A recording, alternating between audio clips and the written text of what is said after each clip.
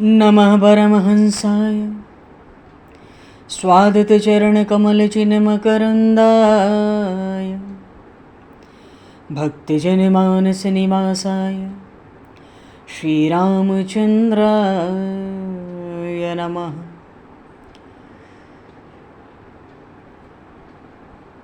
वंशीविभूषितकरान्नवनीरदाभात् पीताम्बरादरुणबिम्बफलाधरोष्ठात् पूर्णेन्दुसुन्दरमुखादरविन्दनेत्रात् कृष्णात् परं किमपि तत्त्वमहं न जाने। वागीशायस्य वदने लक्ष्मीर्यस्य च वक्षसि यस्तास्ते हृदये संविततं नरसिंहम् अहं भजे। विश्वसर्गविसर्गादि नवलक्षणलक्षितं श्रीकृष्णाख्यं परमधाम जगद्धाम नमामि तत्। गङ्गातरङ्गरमणीयं जटाकलापं गौरीनिरन्तरविभूषितं वामभागं नारायणप्रियं अनङ्गमदापहारं वाराणसीपुरपतिं भज विश्वनाथम्।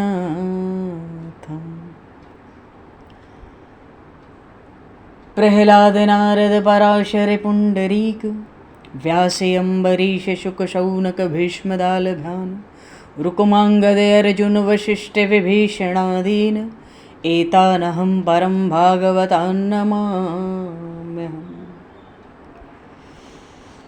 श्रीसीतानाथसमारम्भां श्रीरामानन्दार्यमध्यमाम् अस्मदाचार्यपर्यन्तां वन्दे गुरुपरम्पराम्। वाञ्छाकल्पतरुभ्यश्च कृपासिन्धुभ्य एव च पतितानां पावनेभ्यो वैष्णवेभ्यो नमो नमः। योगेन्द्राय नमस्तस्मै शुकाय ब्रह्मरूपिणे संसारसर्पदष्टमयो विष्णुरात्ममुच्यत। नारायणं नमस्कृत्य नरं चैव नरोत्तमं देवं सरस्वतं व्यासं ततो जयमुदीरये। गोविंद जय जय गोपाल जय जय गोविंद जय जय गोपाल जय जय गोविंद जय जय गोपाल जय जय गोविंद जय जय गोपाल जय श्री राधारमण हरि गोविंद जय जय।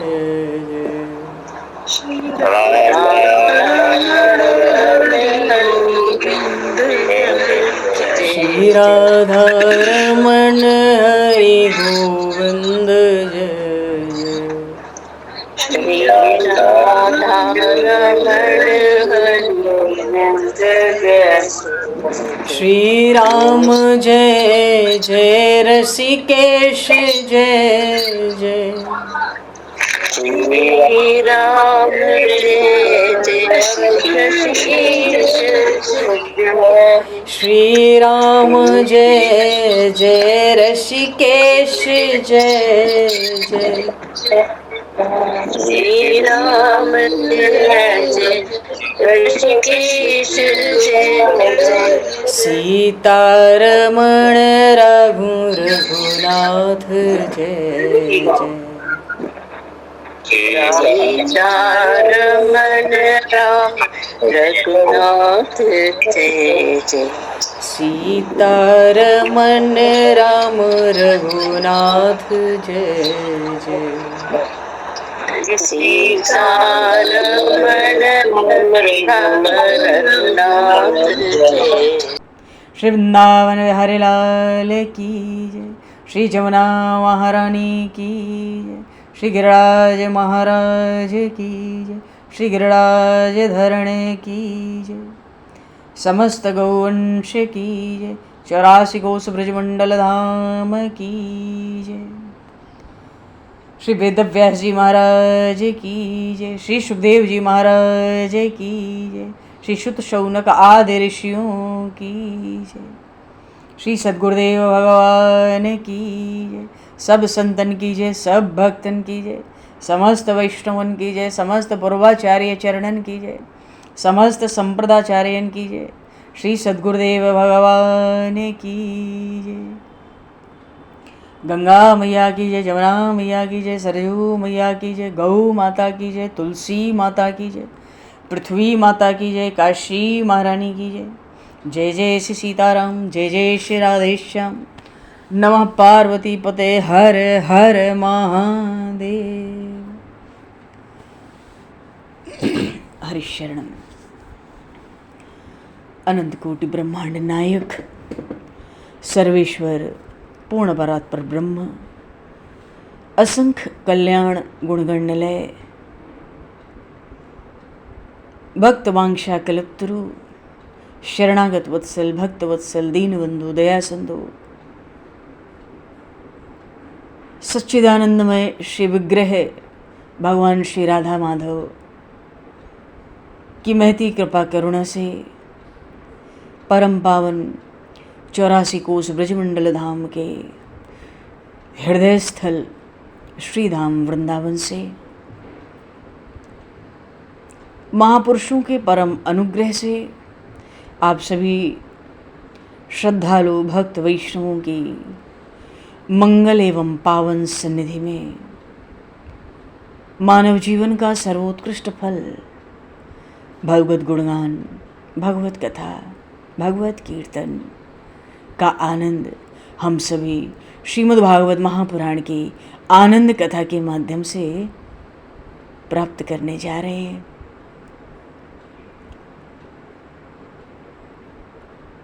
सर्वप्रथम आप सभी भक्तजनों के श्री चरणों में भगवत भाव से सादर वंदन, सादर नमन। आप सभी को यथा योग्य जय सिया राम, जय जय श्री राधे, हरि शरणम। जय हो, जय जय श्री राधे, सभी को जय सिया राम, जय हो भगवान, जय हो श्री राधे, श्री राधे, जय जय जय। कासाय वस्त्रं मणिहारभूषितं सिंहासनस्थं श्रितभक्तव्यापितम् अनाथनाथं करवीरवासनं श्रीकृष्ण गोविन्द शरणं प्रपद्ये। श्रीकृष्ण गोविन्द मनसा स्मरामि। हरिशरणम। पूर्व प्रसंग में भगवान श्री कपिल नारायण के अवतार का प्रसंग आरंभ हुआ। विगत दिवस में भगवान श्री कपिल नारायण का प्रागट्य हुआ महर्षि कर्दम और माता देवहूति के प्रांगण में, और ब्रह्मा जी ने महर्षि कर्दम से कहा कि चिंता कापि न कार्या निवेदितात्मभिः कदापि भगवान पीपुष्टोस्थो न करिष्यति लौकिकं च गतिम्।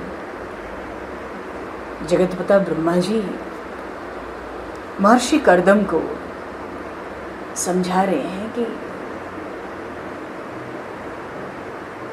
जिन इष्ट देव की हम बड़े प्रेम से सेवा पूजा करते हैं, जिनका नाम जप करते हैं, ध्यान करते हैं, उनको हमारी बड़ी चिंता है। तो कृपा करके हे कर्दम जी, आप चिंता न करें। आप तो बस ये स्मरण रखें कि मैं भगवान का हूँ और भगवान मेरे हैं। बस ऐसा भाव रख के भगवान के नाम का जप। अरे तुम्हारे घर में प्रभु पधारे हैं, चिंता किस बात की है। महर्षि कर्दम को अपनी 9 पुत्रियों के विवाह की चिंता थी। ब्रह्मा जी के 9 ऋषि, 9 पुत्र, 9 ऋषि पधारे थे भगवान कपिल के दर्शन के लिए। उसी समय 9 ऋषियों को महर्षि कर्दम की 9 कन्याएं दान की गईं। महर्षि मरीचि ब्रह्मा जी की त्वचा से प्रकट हुए। उनको कला नाम की पुत्री मिली। अथर्व ऋषि को शांति नाम की कन्या। भृगु जी का विवाह ख्याति जी से हुआ। महर्षि वशिष्ठ का विवाह माता अरुंधति के साथ संपन्न हुआ। महर्षि अत्रि जी को माता अनसुईया मिली। ऐसे ही 9 पुत्रियों का विवाह 9 ऋषियों से हुआ। ये सभी 9 ऋषि ब्रह्मा जी के पुत्र हैं। और कर्दम ऋषि बड़े प्रसन्न हुए। अब उनको किसी प्रकार का सोच विचार नहीं रहा, बिल्कुल निश्चिंत हो गए हैं। वहीं दूसरी ओर धीरे धीरे भगवान कपिल नारायण बड़े हुए। बोलिए श्री कपिल देव जी महाराज की जय।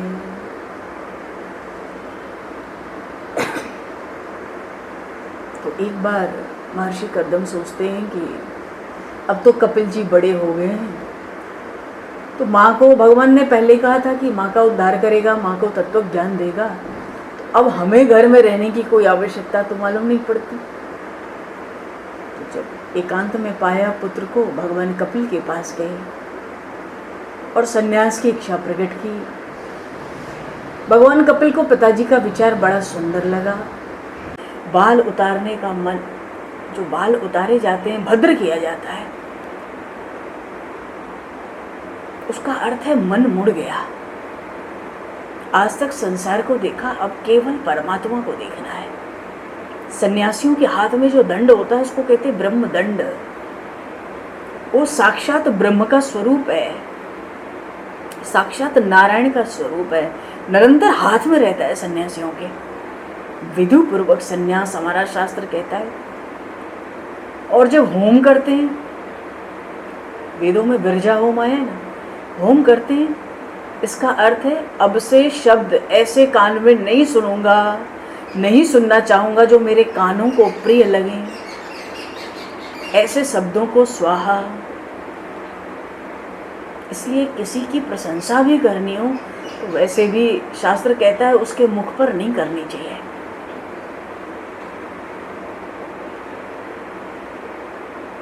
और सन्यासी की प्रशंसा कभी उसके मुख पर नहीं करनी चाहिए, उसके सन्यास के धर्म की रक्षा के लिए। तो हवन में होम क्या होता है? शब्द, स्पर्श, रूप, रस, गंध।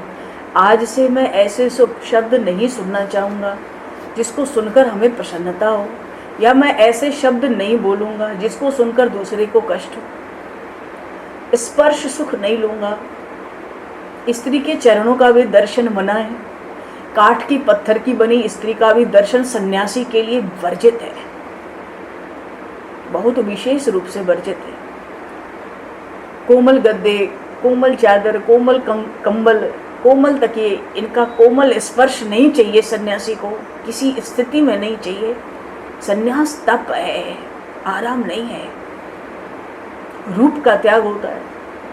कोई सुंदर रूप, कोई रूप देखना ही नहीं। आंख बंद करो, ध्यान करो, समाधि में जाओ। आंख खोलने की जरूरत नहीं है सन्यासी को। सन्यास किस लिए लिया है? रस नहीं चाहिए, जिह्वा का स्वाद सबसे पहले नहीं चाहिए। ये जिह्वा बहुत सताती है।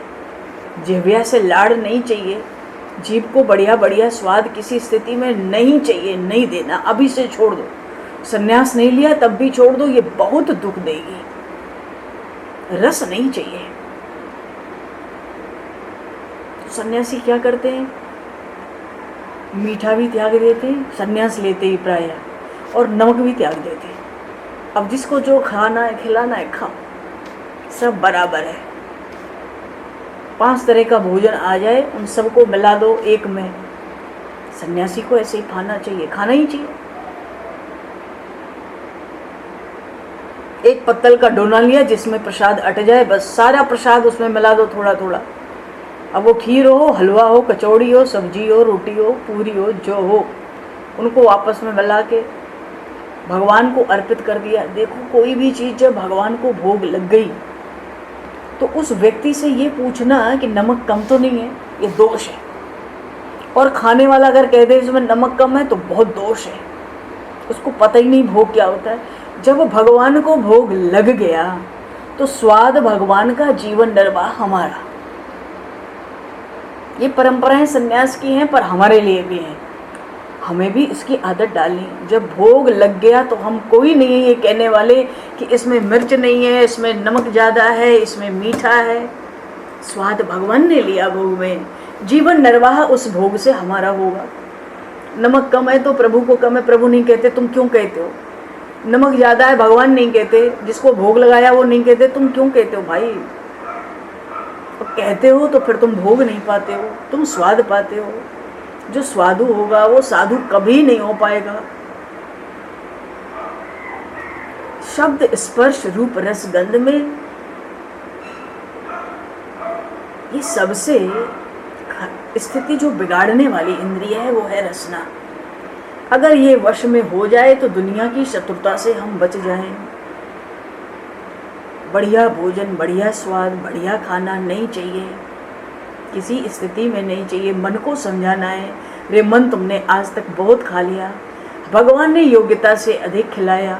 हमारी योग्यता तो एक मुट्ठी सूखा आटा खाने की थी, वो भी नहीं थी। हे नाथ, आपने 56 भोग पवाए, अब कृपा करके इस रसना इंद्रिय से जान छुड़ा दो, क्योंकि एक बार रसना नियंत्रित हो जाएगी भगवान की कृपा से, अपने बल से नहीं होगी, तो सब इंद्रियां अपनी अपनी जगह शांत हो जाती हैं। गंध, कभी भी इत्र का इस्तेमाल सन्यासी को नहीं करना चाहिए, हमें भी नहीं करना चाहिए। सादा जीवन, सादा भोजन, सादे वस्त्र, ऊंचे विचार, संतों का ऊंचा आचरण, ऊंचा सिद्धांत, ये जीवन होना चाहिए। तो विधि बताई सन्यास की, भगवान कपिल ने विधि पूर्वक सन्यास लीजिए। और उस हवन में देवता, ब्राह्मण और अग्नि को साक्षी करके सब सुखों को होम करना होता है।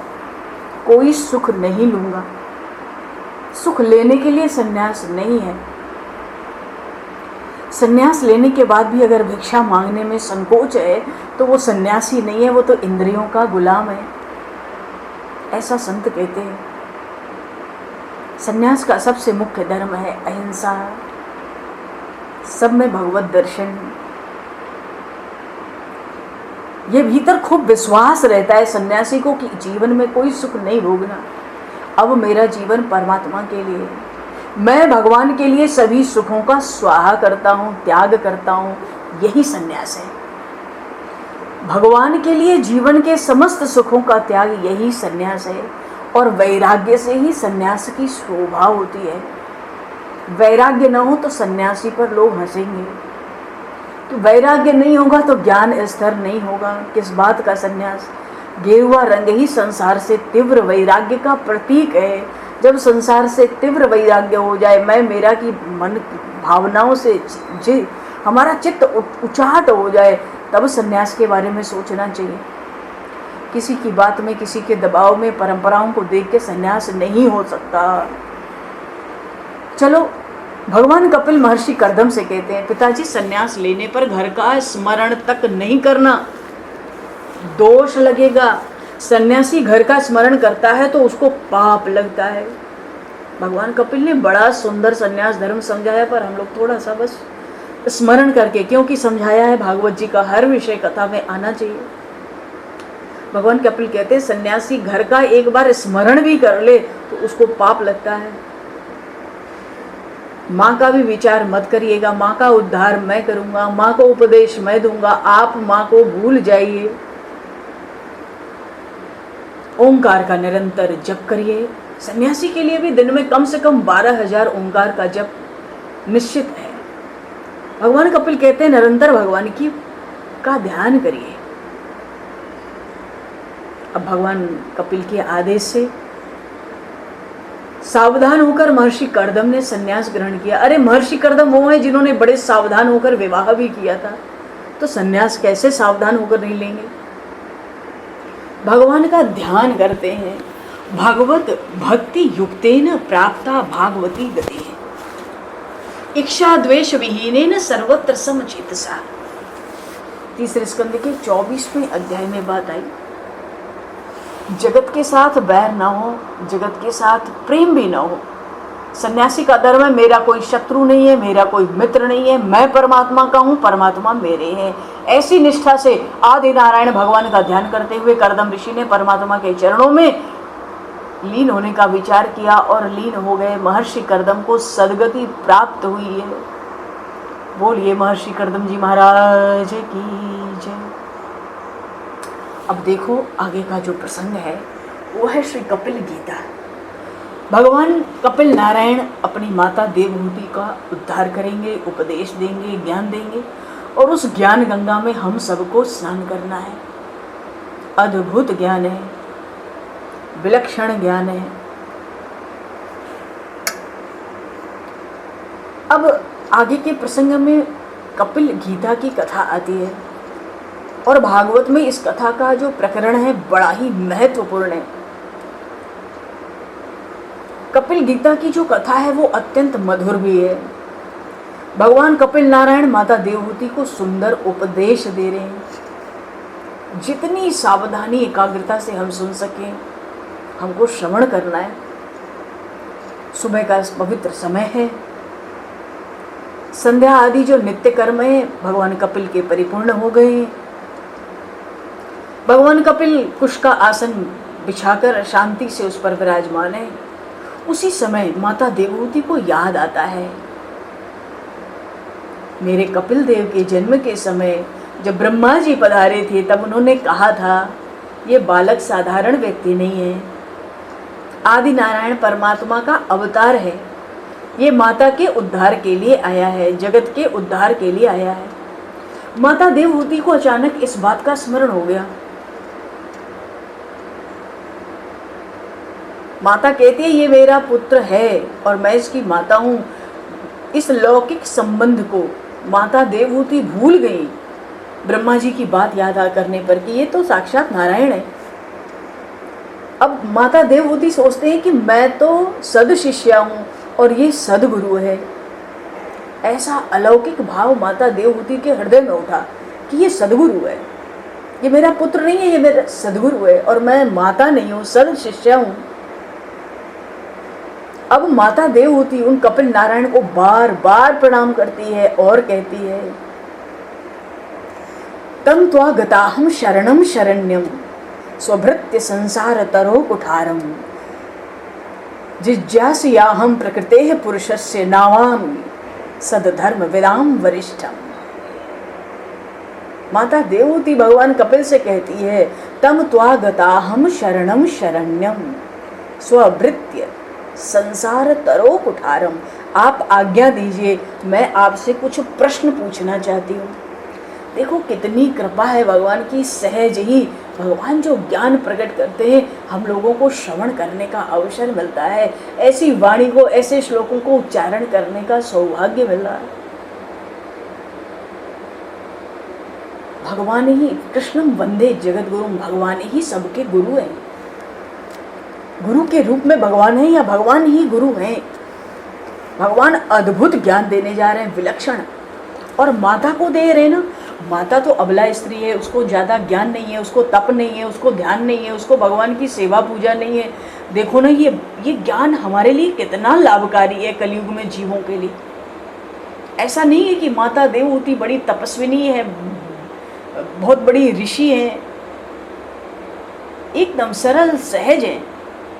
9 कन्याओं का विवाह हो गया, पति संन्यास ले लिए, पुत्र के साथ रहती हैं। अचानक स्मरण हुआ, ब्रह्मा जी तो जन्म काल में कपिल के आके कहा था कि ये परमात्मा है, तो ये तो मेरे उद्धार के लिए मुझे उपदेश देगा। बस इसका स्मरण करते करते भूल गई कि ये पुत्र है, मैं माता हूँ। उनको अब दिखता है ये सदगुरु है और मैं सद शिष्या हूँ, इसलिए पूछा, तम त्वा गता हम शरणम शरण्यम। कहती है अगर आपकी आज्ञा हो तो मैं कुछ पूछूं, मैं पूछना चाहती हूँ। भगवान कपिल देव ने कहा, हाँ माता जी जरा भी संकोच न करिए, पूछिए। आप जो पूछेंगी मैं आपसे कहूँगा। देखो कितनी बड़ी शिक्षा मिलती है। आपको जीवन में कितना भी ज्ञान हो, जब तक कोई पूछे ना, एक शब्द मुंह से, एक अक्षर उच्चारण करने की वहां आवश्यकता नहीं है। कितनी बड़ी शिक्षा है। भगवान को उद्धार करना है, पर जब जिज्ञासु नहीं होगा, मुमुक्षु नहीं होगा, उसको जिज्ञासा नहीं होगी, तो वो क्या ज्ञान सीखेगा, क्या ज्ञान लेगा? एक कान से सुनेगा, दूसरे से निकल जाएगा। आज कथाओं की भरमार है तो ज्ञान ही ज्ञान है, पर अपनी इच्छा से कहाँ इतनी जिज्ञासा ही नहीं हो पाती कि हम कहीं जाके किसी महापुरुष से कोई प्रश्न पूछे। शास्त्र कहता है जब कोई प्रसन्न करे, किसी ज्ञानी से, महापुरुष से, संत से प्रश्न पूछे, तो कृपा करके अगर उसको लगता है संत को कि हाँ ये अपना कल्याण चाहता है, तब उससे कुछ कहे। एक शब्द भी, एक अक्षर भी उपदेश देने की आवश्यकता नहीं है। जीवन उपदेश देने के लिए नहीं मिला, परमात्मा के आनंद को पाने के लिए मिला है। केवल उपदेश देने के लिए कमर कस के रहना, ये बड़ी महान मूर्खता हो जाती है। हाँ, दिन भर में आधा एक घंटा निश्चित हो, कथा सत्संग हो, भगवान की चर्चा हो, भक्तों की चर्चा हो, बात अलग है। सारा दिन भगवान के चिंतन स्मरण की इच्छा हम रखें। तो भगवान कपिल ने कहा हाँ आप जरा, अब भगवान कपिल समझ गए समय आ गया है, माता जी कुछ पूछना चाहती हैं, इसलिए कहा जरा भी संकोच न करिए, आप जो पूछेंगी मैं आपसे कहूँगा। माता देवहूति ने बहुत सुंदर प्रश्न पूछा। देखो विदुर जी ने भी मैत्रेय जी से कितना सुंदर प्रश्न पूछा था, कितना आनंद आया उस प्रकरण में, कितना आनंद आया। यहाँ माता देवहूति पूछती है इस संसार में सच्चा आनंद है कि नहीं, ये बताओ। सच्चा आनंद कहने का भाव है ऐसा आनंद जो सदैव रहे। ऐसा कोई आनंद इस संसार में है कि नहीं? क्योंकि जो झूठा है, जो असत्य है, वो तो स्थिर रहता नहीं। स्थिर तो वही रहेगा, स्थायी तो वही रहेगा जो सत्य है, क्योंकि सत्य का कभी नाश ही नहीं हो सकता। तो ऐसा आनंद मुझे चाहिए, ऐसी मेरी इच्छा हो रही है। पर ये बताओ कि संसार में ऐसा आनंद है कि नहीं जो सदैव रहे? मुझे ऐसा आनंद पाने की इच्छा है जिसकी प्राप्ति के बाद कभी दुख ना आता हो, जो आनंद सर्वश्रेष्ठ हो, जो नित्य हो। वो आनंद कहाँ है? ऐसे आनंद को पाने का क्या उपाय है, क्या साधन है? माता देवहूति कहती है हे गुरुदेव, इंद्रियों का सुख भोगने पर मैंने बड़ा लालन पालन भी किया, बड़ा सुख भी भोगा, पर शांति नहीं मिली। मेरी सोच गलत थी। मुझे लगता था इंद्रियों का सुख भोगने से थोड़े समय के बाद शांति मिलेगी, पर यहाँ तो अशांति ही बढ़ गई है, वासना बढ़ गई है।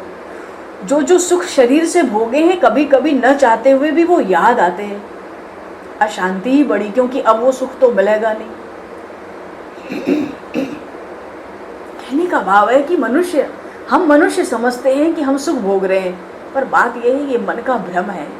बस उस समय आंख बिगड़ती है, हमारा मन बिगड़ता है। इंद्रियां एक एक करके विषयों में हमको फंसा देती हैं। अब अग्नि में कोई घी डालेगा, आहुति देगा, तो अग्नि तो भड़केगी और बढ़ेगी।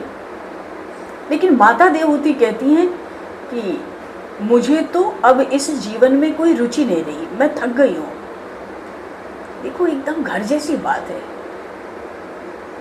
मानो हम सब की अपनी बात है। इसलिए ये कपिल गीता बहुत विलक्षण है। इतना सरल सहज ज्ञान भगवान कपिल देंगे। वो कहती है मैं थक गई हूँ, मुझे अब जीवन में रुचि नहीं है, क्योंकि मन बुद्धि तो भ्रष्ट है, आनंद मिल नहीं रहा तो जीवन बोझ लग रहा।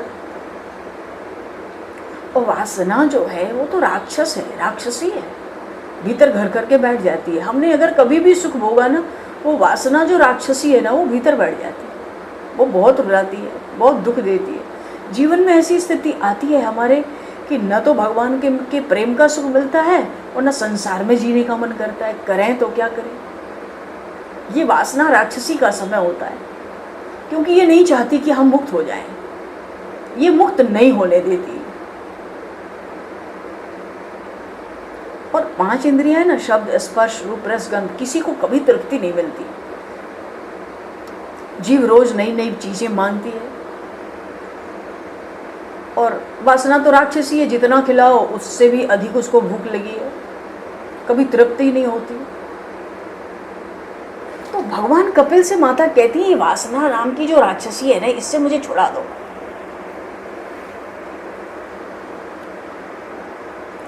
इससे छुड़ा दो। कई व्यक्ति ऐसा याद करते हैं, अरे 8-10 महीने हो गए पकोड़े नहीं खाए। अच्छा, पकोड़े नहीं खाए ये तो हिसाब है कि 8-10 महीने हो गए पकोड़े नहीं खाए। क्या इसका हिसाब हमने रखा है कि आज तक हमने कितने पकोड़े खाए हैं? पर खाने से तृप्ति नहीं होती, जीव नया नया मांगती है। बात यह है ना कि जीव तो है लंगड़ी लूली है। क्यों? हड्डी तो है नहीं इसमें। लंगड़ी लूली है तो बैठे बैठे नचाती है।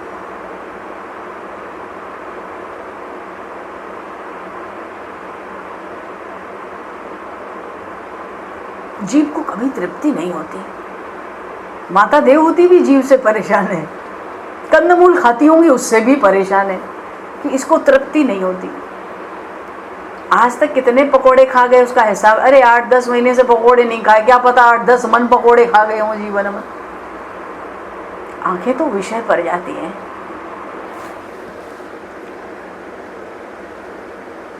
विषयों की क्या चर्चा कर रही है? पर माता देवहूति विषयों से परेशान है, जीवन इसमें कोई रुचि नहीं है, कोई रस नहीं है और थक गई है। देखो थकान कब दूर होगी? कई लोगों को लगता है थकान दूर करने के लिए तरह तरह के काम है, हम तो नाम भी नहीं लेना चाहते, चर्चा नहीं करना चाहते। पर एक बात है, किसी ऐसे कार्य से थकान कभी नहीं मिटेगी हमारी जहाँ तन और मन लग जाए। जहाँ तन लगे और मन लगे, थकान दूर करने के लिए ऐसा कोई काम नहीं करना है। जब तन और मन निष्क्रिय हो जाएंगे तब थकान दूर होगी। जैसे निद्रा, बहुत थक गए सो जाएं, थकान दूर हो जाएगी। अब कोई कहे कुछ देख लें, कुछ हाथ में ले लें, थक गए हैं थोड़ा इसी में आराम कर ले, नहीं होगा, क्योंकि तन और मन, आंखें थक रही हैं, हम लगे हैं। तो इंद्रियां तो हमारे विवेक को नष्ट करती है। किसी भी इंद्रिय की आज तक तृप्ति नहीं, भोग से तृप्ति नहीं हुई, त्याग से तृप्ति हो जाएगी। अगर मन को हम समझा दें और विषयों से हटा लें तब तृप्ति हो सकती है, समझा बुझाकर प्रेम से। माता देवहूति कहती है, ये इंद्रियां मेरे विवेक को, ज्ञान को लूट लेती हैं, मुझे गड्ढे में गिरा देती हैं। देखो चोर जो होता है वो दूसरे के घर में चोरी करता है, ठीक बात है, वो अपने घर में चोरी नहीं करता। पर ये इंद्रियां ऐसी चोर है ना, ये आत्मा का विवेक धन ही लूट लेती है। इंद्रियां तो नौकर हैं और हम हैं मालिक, ये मालिक के घर में ही चोरी करती हैं।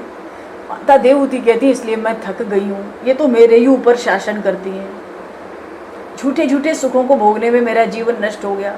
पति ने संन्यास ले लिया, शरीर भी रोगी हो गया, मन भ्रष्ट हो गया। संसार में सच्चा सुख है कि नहीं ये बताओ। अगर है तो इसका मुझे पता नहीं है, तो कुछ सरल भाषा में, सरल वाणी में कुछ ऐसा उपदेश दीजिए। मेरी बुद्धि बड़ी कमज़ोर है, मैं ज्ञान भी नहीं समझ सकती, मुझे वैराग्य भी नहीं है, ध्यान भी नहीं पता।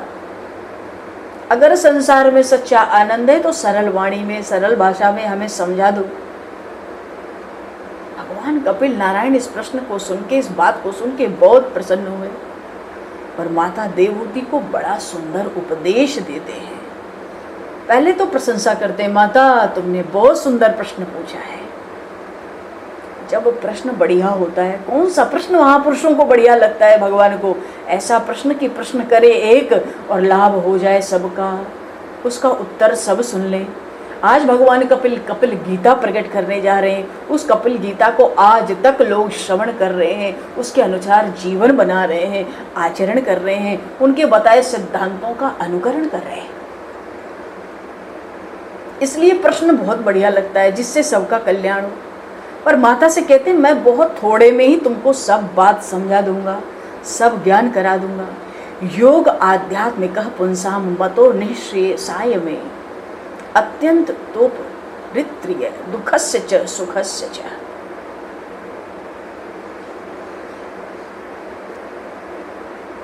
भगवान कपिल कहते हैं, बोलिए श्री कपिल नारायण भगवान की जय।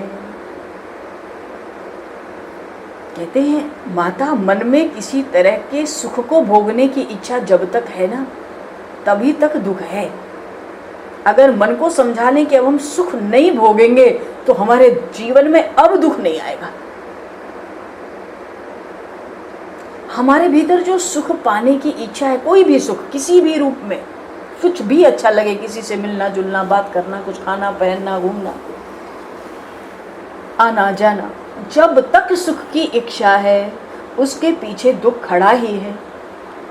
क्यों? सुख दुख तो साथ ही रहते हैं। जहाँ सुख है वहाँ दुख भी है, जहाँ दुख है वहाँ सुख है। पर बात तो ये है, सुख दुख तो हमारे साथ हैं, हम जीवों को आनंद की भूख है। क्यों?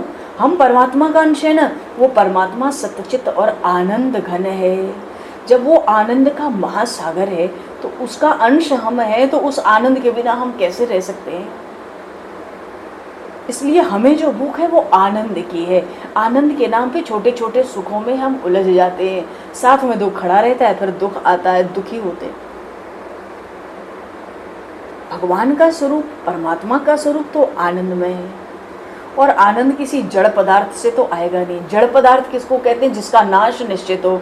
जैसे हमारे शरीरों का नाश निश्चित है, घर का नाश निश्चित है, घर की वस्तुओं का नाश निश्चित है, रखे हुए धन का नाश निश्चित है।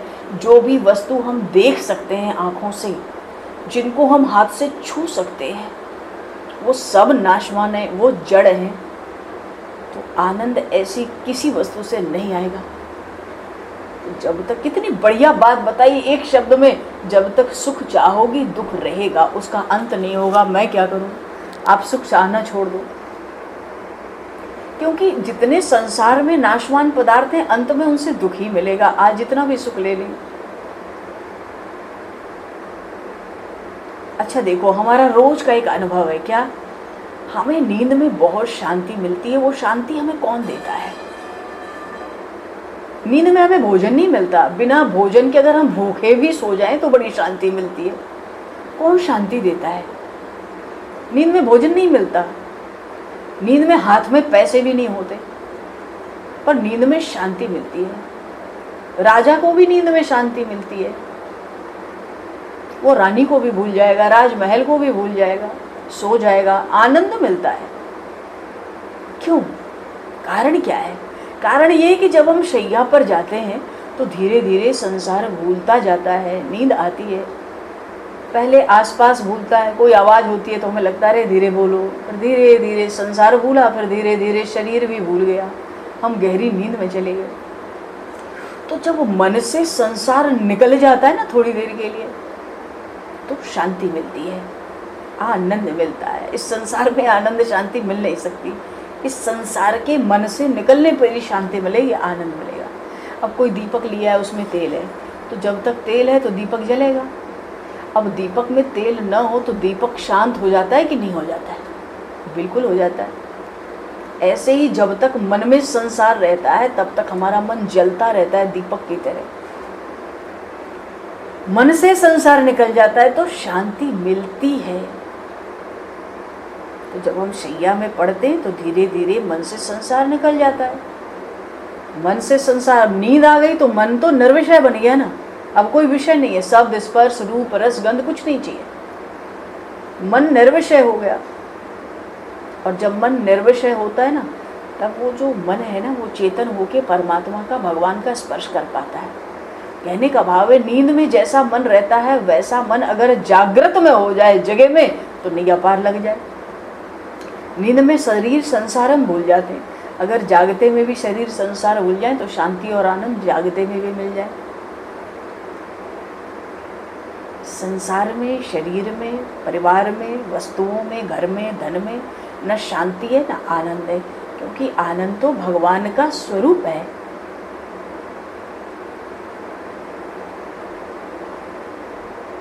बात यह है कि हमारे भीतर जो प्रभु हैं, जो आनंद के रूप में हमारे भीतर हैं, वही भगवान हमको आनंद देते हैं। नींद में हमें अन्य कोई आनंद नहीं देता। नींद में हम जगत भूल जाते हैं, संसार भूल जाते हैं।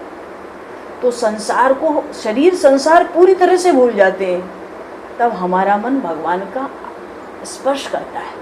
इसलिए आनंद की, सुख की अनुभूति होती है। उस समय न हो तो जगने पे लगता है बड़ा आनंद आया, बड़ी अच्छी नींद आई, थोड़े ही समय, हे भगवान बड़ी कृपा हुई, थकान दूर हो गई, बड़ी शांति है, हे प्रभु। तो हम तो एक दिन थकते हैं तो नींद में सोते हैं, 4 दिन थकते हैं तो बढ़िया नींद आती है। अभी तो कई जन्मों से, करोड़ों अरबों जन्मों से जन्म मृत्यु में थके पड़े हैं। अगर भीतर का आनंद मिले तो कितना शांति, कितनी आनंद की प्राप्ति हो जाए। भगवान कपिल देव माता देवहूति को सावधान करके आगे कह रहे हैं। क्या कह रहे हैं? एक बात उन्होंने पूछा था, देखो माता देवहूति ने पूछा था इस संसार में आनंद है कि नहीं, क्योंकि इंद्रियों ने हमें थका दिया, हमने भोग भोगा, इन्होंने हमें रोग दिया, रोगी बना दिया। भीतर अशांति है, बार बार बढ़िया विषय चाहते हैं मैं उधर जाऊं, पर अब मुझे रुचि नहीं है, मेरा मन नहीं है, मैं थक गई हूँ। अगर कोई सच्चा आनंद संसार में है तो सरल भाषा में, सरल वाणी में बताओ। भगवान कपिल ने पहली बात यही कही कि सुख को चाहना छोड़ दो। सुख हमें मिले, हमारे शरीर को किसी रूप में सुख मिले, हमारे किसी व्यक्ति को सुख पहुंचे, ये भावना छोड़ दो, नहीं तो दुख का अंत नहीं आएगा। दूसरी बात इसी में जोड़ के कह दी, दुख आता इसलिए है क्योंकि हम संसार में हैं। शरीर को मैं मेरा, संसार को मैं मेरा मानते। जैसे नींद में सब भूल गए तो आनंद मिलता है, क्योंकि भूलने पर जगत छूट गया, शरीर छूट गया, मन निर्विषय बन गया, तो भगवान का स्पर्श मिला, भगवान आनंद स्वरूप है, इसलिए अच्छा लगता है, शांति मिलती है, आनंद आता है। पर माता को भगवान कपिल देव सावधान कर रहे हैं। क्या? ये आत्मा परमात्मा का अंश है, तुम शरीर नहीं हो। जैसे पानी तो सामान्य होता है, अगर उस जल को हम आग के पास ले जाएं तो पानी गर्म हो जाता है, और हट गया तो थोड़ी देर में फिर ठंडा सामान्य हो जाता है। तो जल का स्वभाव है ना शीतलता, ठंडा रहना, ये जल का अपना स्वभाव है। अब आग के पास ले जाएंगे थोड़ी देर गर्म रहेगा, फिर ठंडा, उसका स्वभाव है, वो वापस आ गया अपने स्वभाव पर। उसी तरह जो भगवान है ना, आनंद उनका स्वभाव है, उनका स्वरूप है। सुख दुख हमारे जीवन में स्थिर नहीं है, आते जाते हैं, वो भुला दिए जाते हैं। इसलिए सुख दुख भगवान का स्वरूप नहीं हो सकता, ये तो मन का धर्म है। आत्मा को सुख नहीं होता, आत्मा को दुख नहीं होता। सुख दुख मन को होता है, मन को अनुभव होता है सुख दुख का, आत्मा को नहीं। आत्मा तो भगवान का स्वरूप। अब जो स्फटिक मणि होती है वो तो सफ़ेद होती है ना, बिल्कुल उज्ज्वल। अब गुलाब का फूल सामने रख दें तो गुलाबी रंग की दिखेगी। आत्मा तो शुद्ध है, भगवान का अंश है ना, इसलिए एकदम शुद्ध। पर आत्मा को मन कहता है सुख तो वो सुख मानता है, दुख तो दुख मानता है, पर आत्मा शुद्ध है, आत्मा में कोई विकार नहीं हो सकता, वो भगवान का अंश है। जैसे मणि बिल्कुल श्वेत है, स्फटिक मणि, गुलाब रख दिया तो गुलाबी रंग की, माणिक्य रख दिया तो लाल रंग की हो जाएगी, हरित मणि रख दिया तो हरा हरा हो जाएगा स्फटिक मणि। पर मणि तो सफ़ेद ही है ना, स्फटिक मणि धवल है, बिल्कुल उज्ज्वल है, जैसी वस्तु वहाँ रख दो वैसा रंग हो जाता है। तो आत्मा तो शुद्ध ब्रह्म स्वरूप है। अब मन में सुख दुख की भावना होती है, फिर वही भावना आत्मा पर आरोपित होती है, तो लगता है सुख कह दो। चलो व्यवहार में भी देखो, हम लोग कहते हैं भाई मेरे मन को तो बड़ा दुख हुआ आज, फलाने की आज पहचान हो गई, मन को बड़ा दुख हुआ। व्यवहार में भी बात आती है, दुख मन में है, सुख अरे मन को बड़ा सुख मिला आज। आत्मा को सुख दुख नहीं होता, हो नहीं सकता। चलो अब एक बात तो ये बताई कि सुख की कामना मत करो, और दूसरी बात देखो, सुख की कामना नहीं होगी तो संसार छूट जाएगा। बहुत ज़बरदस्त बात भगवान कपिल ने जरा सी में कह दिया कि सुख नहीं चाहोगी तो दुख नहीं आएगा, सुख कोई भी चाहोगी तो दुख का अंत नहीं है, संसार ही छूट जाएगा। अगर हम सुख न चाहें तो संसार छूट जाएगा। इस एक बात पर संसार का त्याग बता दिया, नाम भी नहीं लिया संसार को त्यागो। सुख मत चाहो, सबकी सेवा करो, तो सेवा करो तो भगवत भाव से करो तो फल मिलेगा। अपना भाई बहन बेटा बेटी मान के सेवा करने से फल नहीं होता विशेष कुछ, भगवत भाव सेवा करने से बहुत फल होता है। आखिर सेवा करनी है तो जिसकी सेवा हो भगवत भाव से हो तो अनंत फल होता है। उस मानो घर में छोटा बच्चा है, भगवत भाव से अगर उसकी सेवा करें तो उसके भीतर जो भगवान है ना वो आशीर्वाद देते हैं। और भगवत भाव से हम सेवा ना करें, किसी का तिरस्कार अपमान हो जाए तो उसके भीतर जो नारायण है वो श्राप भी दे देते हैं। तो मन हमारा बिगड़ा हुआ है, मन बिगड़ा है, आत्मा क्या बिगड़ेगी। पर हम तो तन भी नहीं है, हम तो मन भी नहीं है, हम तो मन के साक्षी हैं। आत्मा तो साक्षी है ना। अहम अमाभिमानैत्य कामलोभ आदि भिर्मलैः वीतम यदा मनः शुद्धम दुखम सुखम समम। मन में सुख दुख आवे ही ना अगर मैं मेरा की गांठ ना हो, सुख दुख नहीं आएगा। हमारा मन विषयों का चिंतन करता है। मान लो आज हम सुख नहीं भोगते पर पहले जो भोगे हैं वो याद आ जाती है, तो बड़े सूक्ष्म रूप में विषय रहते हैं अंदर, उन्हीं के कारण मैं और मेरा की भावना हमारे अंदर पनप जाती है। मन मान जाए तो सुख, मन नहीं मानता तो दुख।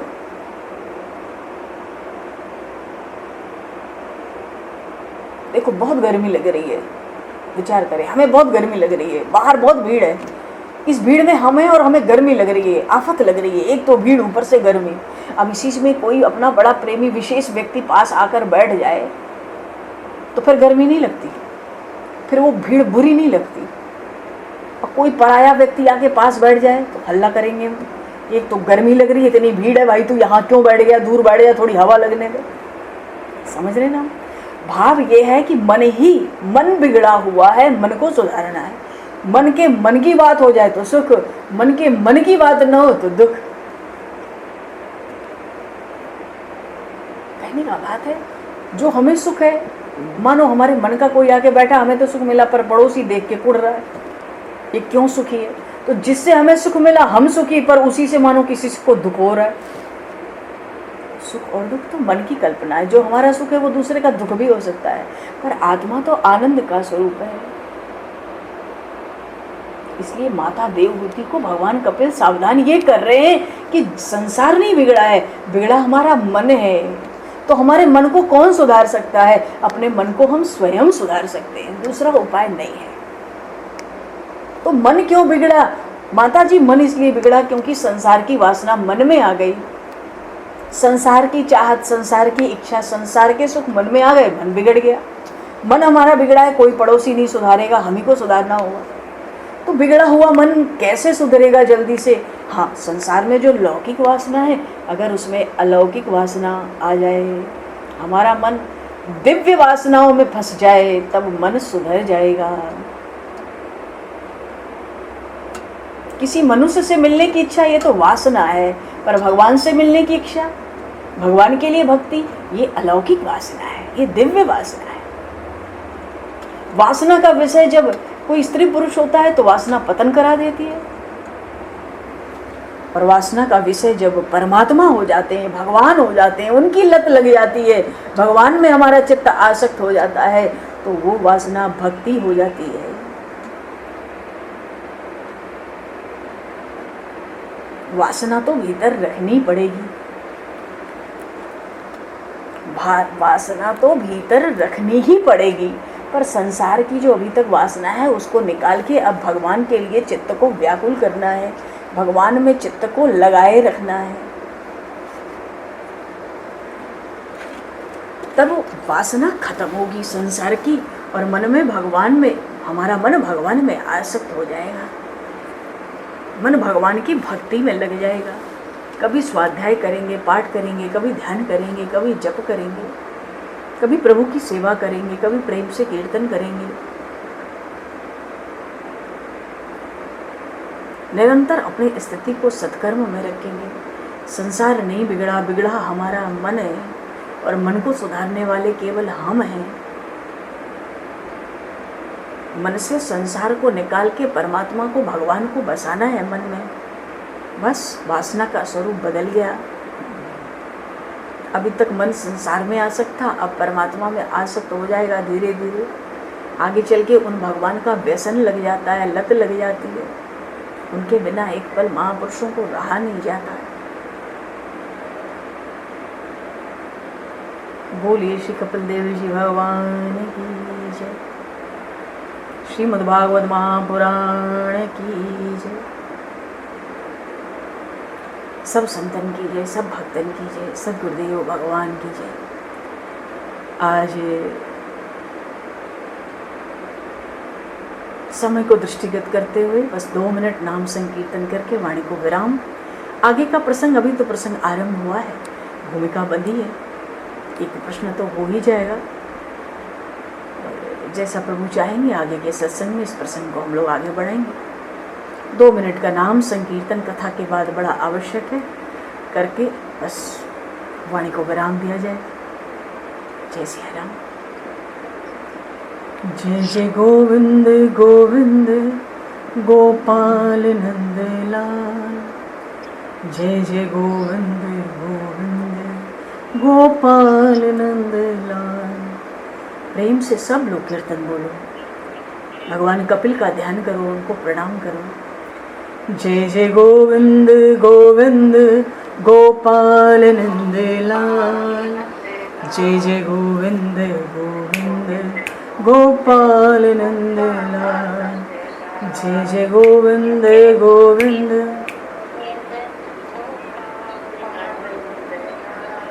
जय जय गोविंद गोविंद गोपाल नंद लाल।